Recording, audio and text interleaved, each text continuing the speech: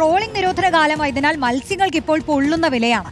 Fibre ബോട്ടുകളിൽ മത്സ്യബന്ധനം നടത്തുന്ന മത്സ്യത്തൊഴിലാളികൾക്ക് ഈ സമയത്തെ കച്ചവടം അവർക്ക് ലാഭമാണ്. വിവിധ മീനുകൾക്ക് 400 രൂപയിലധികം വില കിട്ടുന്നുണ്ടെന്നാണ് പറയുന്നത്. നമുക്ക് ചോദിക്കാം, കൊല്ലത്തെ ബാഡി ഹാർബറിൽ നിന്നും AV ജയശങ്കർ ചേരുന്നു. ജയശങ്കർ, മത്തിക്കും അയലയ്ക്കും ആവോലിക്കും ഒക്കെ എന്താണ് വില? ഈ ഫൈബർ ബോട്ടുകാർക്ക് ഇപ്പൊ ഹാപ്പി ടൈം ആയിരിക്കും അല്ലേ? ഇപ്പോൾ ജൂലൈ അവസാനത്തോടു കൂടി ട്രോളിംഗ് അവസാനിക്കുമല്ലോ അല്ലേ? ട്രോളിംഗ് നിരോധനം. അതായത് റോഷ്നി, ഉപരിതല മത്സ്യബന്ധനം അത് തകൃതിയായി നടക്കുന്നുണ്ട്. നമുക്ക് ഈ ദൃശ്യങ്ങളൊക്കെ ഇങ്ങോട്ട് നോക്കിയാൽ കൊട്ട നിറച്ച് മീനുകൾ കൊണ്ടുവരുന്ന കാഴ്ച കാണാം.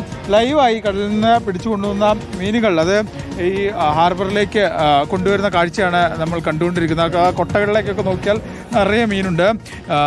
ഈ അയിലയുണ്ട്, നത്തോലി ഉൾപ്പെടെയുള്ള മീനുകളാണ് കൂടുതൽ കിട്ടുന്നതെന്നാണ് ഇവർ പറയുന്നത്. എന്തായാലും അത്യാവശ്യം വില ഈ ഒരു സമയത്ത് മീനുകൾക്ക് ലഭിക്കുകയും ചെയ്യുന്നു. കാരണം ട്രോളിംഗ് നിരോധനമാണ്, ആഴക്കടൽ മത്സ്യബന്ധനമില്ല. അതുകൊണ്ട് തന്നെ നമുക്ക് ആ ദൃശ്യങ്ങൾ കണ്ടാൽ അറിയാം, കോരി ഇങ്ങനെ ബോട്ടിൽ നിന്ന് കോരി ഇടുകയാണ്. പലപ്പോഴും ഇവിടെ വന്ന് ഇങ്ങനെ ഒരു കാഴ്ചയൊന്നും കാണാനില്ല. അവരുടെ പരാതിയും പരിഭവമൊക്കെയാണ്. പക്ഷേ അവർക്കിപ്പോൾ ഈ ഒരു ഘട്ടത്തിൽ വലിയ തോതിൽ മീനുകൾ ലഭിക്കുന്നു, വലിയ തോതിൽ സാമ്പത്തികമായി ഒരു ഇതിനുള്ള അവസ്ഥയുണ്ട്. എന്തായാലും ഇനി ഇതിൻ്റെ വിലയൊക്കെ എങ്ങനെയാണ് എന്നുള്ള കാര്യം കൂടിയൊക്കെ ഒന്ന് ചോദിച്ചറിയാം. എന്തായാലും പലതരത്തിലുള്ള മീനുകൾ ഇവിടെയുള്ള ആളുകൾക്ക് ലഭിക്കുന്നതിന് പല വിലയാണ്. എന്തായാലും ലൈവായി കടലിൽ നിന്ന് പിടിച്ച മീൻ വാങ്ങാൻ വലിയ തിരക്ക് ഈ മാർക്കറ്റിലുണ്ട്.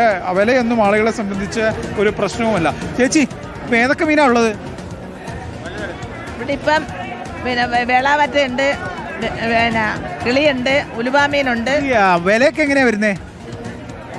വില 350 കിലോ കിളിക്ക്. പിന്നെ ഇതിനിപ്പം ചില്ലറ ഇട്ട് വിളിക്കുന്ന മോനെ, അത് ഒന്നും അറിയാൻ വില അറിയത്തില്ല. ഇപ്പോൾ പഴയനേക്കാൾ നല്ല വില ഈ ട്രോളിങ്ങുകളോട് കിട്ടുന്നുണ്ടല്ലേ? മെച്ചപ്പെട്ട വില കിട്ടുന്നുണ്ടല്ലേ? ചിലപ്പം കിട്ടും, ചിലപ്പം കിട്ടത്തില്ല.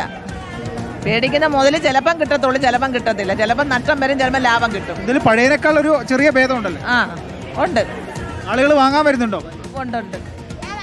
അതാണ് റോഷ്നി, ആളുകൾ വലിയ തോതിൽ മീൻ വാങ്ങാൻ വരുന്നുണ്ട്. പല മീനുകൾക്കും പല വിലയാണ്. നമുക്ക് ആ ദൃശ്യങ്ങൾ കാണാം.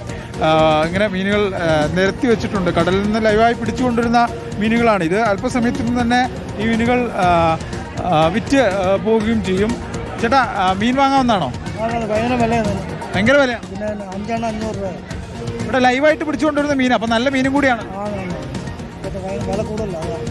ഇത് ബാധിച്ചോ വില കൂടുതൽ? അവരെ സംബന്ധിച്ചൊരു ഗുണമല്ലേ, പലപ്പോഴും വില കിട്ടാറില്ല. നമുക്ക് മേടിക്കുന്നവർക്ക് വില കുറച്ച് കിട്ടിയാലേ പറ്റും. മീനൊക്കെ വില കിട്ടുന്നു. മീനൊക്കെ വില ഉണ്ട്. ചില സമയത്ത് മീൻ വില കൂടുതല, ചില സമയത്ത് മീൻ വില കുറവാണ്. ഇപ്പം എന്തായാലും അത്യാവശ്യം ലാഭമുണ്ട്. ഇപ്പം 300 350 രൂപ ഒരു കിലോ കിളിക്ക്.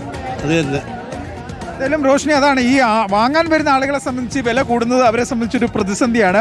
ഉയർന്ന വില നൽകേണ്ടി വരും. പക്ഷേ ഈ മത്സ്യത്തൊഴിലാളികളെ സംബന്ധിച്ച് ഈ ട്രോളിംഗ് കാലം ഒരു വിഭാഗത്തെ സംബന്ധിച്ചെങ്കിലും ചെറിയ ആശ്വാസം നൽകുന്നു. കാരണം ഈ ഉപരിതല മത്സ്യബന്ധനത്തിന് വലിയ സാധ്യതകളുണ്ട്. ഇല്ലെങ്കിൽ അതിൽ നിന്ന് വലിയ തോതിൽ മത്സ്യം ലഭിക്കും. നമുക്ക് ആ ദൃശ്യങ്ങൾ വീണ്ടും ഒന്ന് കണ്ടു കഴിഞ്ഞാൽ ഇങ്ങനെ കൊട്ട നിറയെ മത്സ്യങ്ങൾ വാരി ഇങ്ങനെ ആളുകൾ വരുന്നൊരവസ്ഥയാണ്. എന്തായാലും വലിയ തോതിൽ ഒരു മത്സ്യബന്ധനം കൊല്ലം ജില്ലയിൽ ഉപരിതല മത്സ്യബന്ധനം നടക്കുന്നുണ്ട്. മത്സ്യത്തിന് അത്യാവശ്യം വിലയുണ്ട്. പക്ഷേ പോലും ലൈവായി വാങ്ങാൻ ആളുകളുണ്ട്. ആ ആളുകളുടെ ഒരു കൂട്ടത്തിൽ തന്നെയാണ് നമുക്ക് അവിടെ കാണാൻ വരുന്നത്. ഈ ആളുകളൊക്കെ തന്നെ ഈ മത്സ്യം വാങ്ങാനും ഒക്കെയാണ് വന്നത്. എന്തായാലും മത്സ്യമേഖല സജീവമാണ്. അത്യാവശ്യം വിലയൊക്കെ മത്സ്യത്തൊഴിലാളികളെ സംബന്ധിച്ച് ലഭിക്കുന്നുണ്ട്. അവർ ഹാപ്പിയാണ്. പക്ഷേ വാങ്ങാൻ വരുന്ന ആളുകളെ സംബന്ധിച്ച് ചെറിയ വിഷമവും സങ്കടമുണ്ട്. കാരണം അല്പം അധികം കാശ് കൊടുക്കേണ്ടി വരുന്നുണ്ട്. പക്ഷേ ഫ്രഷ് മീനാണ്. മത്സ്യവിഭവങ്ങൾ ഇഷ്ടപ്പെടുന്ന ആളുകളെ സംബന്ധിച്ചത് നല്ല കഴിക്കാൻ പറ്റിയ മീനുകൾ ഇവിടെ ഉണ്ട് തന്നെ. ശരി, ജയശങ്കറാണ് മത്സ്യത്തൊഴിലാളികളോട് സംസാരിച്ചത്.